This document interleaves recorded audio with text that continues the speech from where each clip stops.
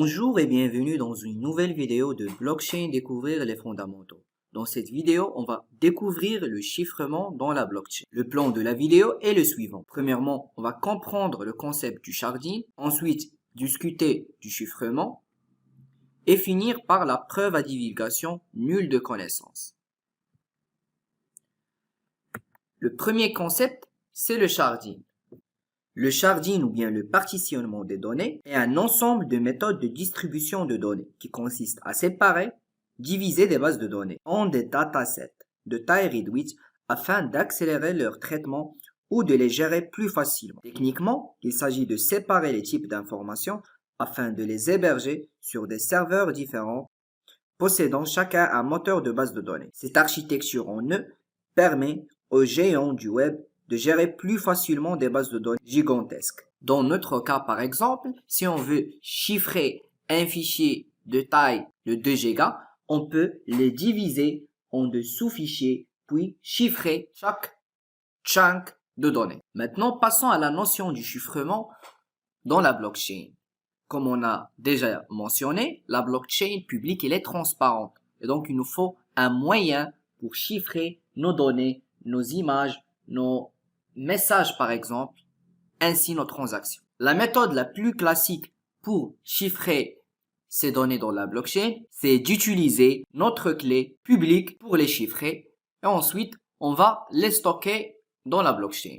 Ensuite, si on veut accéder à ces données, on va utiliser notre clé privée pour déchiffrer ces messages. Et finalement, passons à la preuve à divulgation nulle de connaissance. Une preuve à divulgation nulle de connaissance est un concept très connu en cryptologie et dans l'authentification. C'est un protocole sécurisé où une entité va prouver mathématiquement à une autre qu'une proposition est vraie sans toutefois révéler d'autres informations.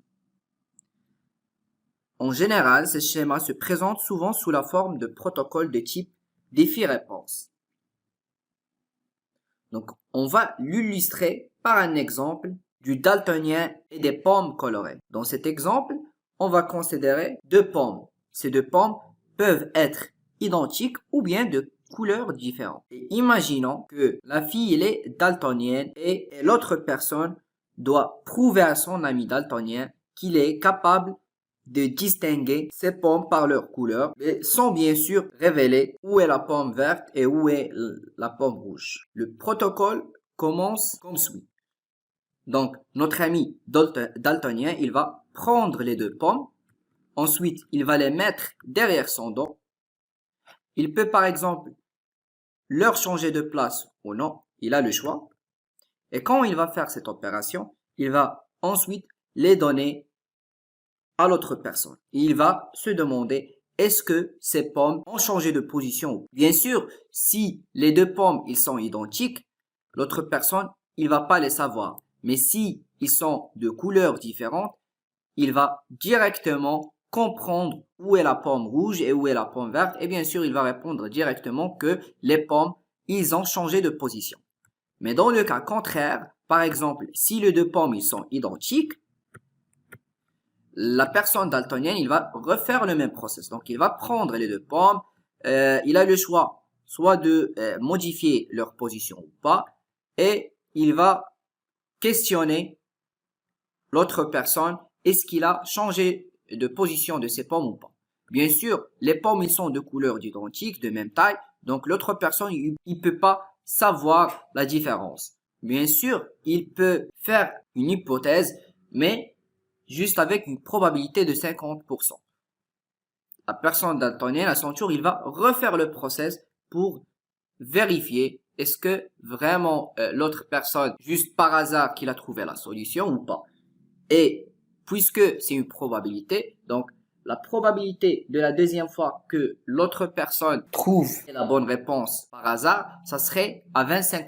Donc, on va prendre l'exemple du Zcash qui est une crypto-monnaie, lui aussi, qui se base sur la crypto-monnaie Bitcoin, bien sûr, et qui est déployée, qui utilise le même concept que la blockchain, mais en même temps, cette crypto-monnaie, il va utiliser le concept du Zero Knowledge Proof pour assurer l'anonymat et la confidentialité des transactions.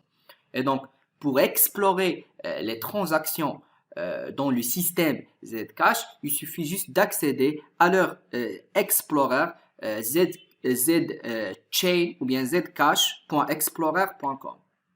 Donc, on va remarquer directement la liste ou bien l'ensemble des blocs et l'ensemble des transactions, bien évidemment, puisque toute transaction effectuée au niveau de la blockchain, il est transparent. Mais avec une petite différence, c'est que les données de transaction ils vont être chiffrées et bien sûr, ils vont garantir l'anonymat de ces transactions. Donc maintenant, pour consulter une transaction, il suffit juste de cliquer sur le hash de la transaction. Et comme vous remarquez ici, on accède directement au numéro de la transaction, mais pour les inputs ou bien pour l'entrée, on remarque que cette entrée, il est chiffré, contrairement au cas du Bitcoin ou bien au cas de l'Ethereum. Et donc, bien sûr, si on va ajouter une couche d'anonymat, ça va ajouter aussi une couche de complexité et ça va ralentir un petit peu le système niveau validation des transactions. Et donc, bien sûr, on va respecter le principe de la blockchain tout en laissant une anonymat aux utilisateurs. Je vous remercie et à la prochaine vidéo.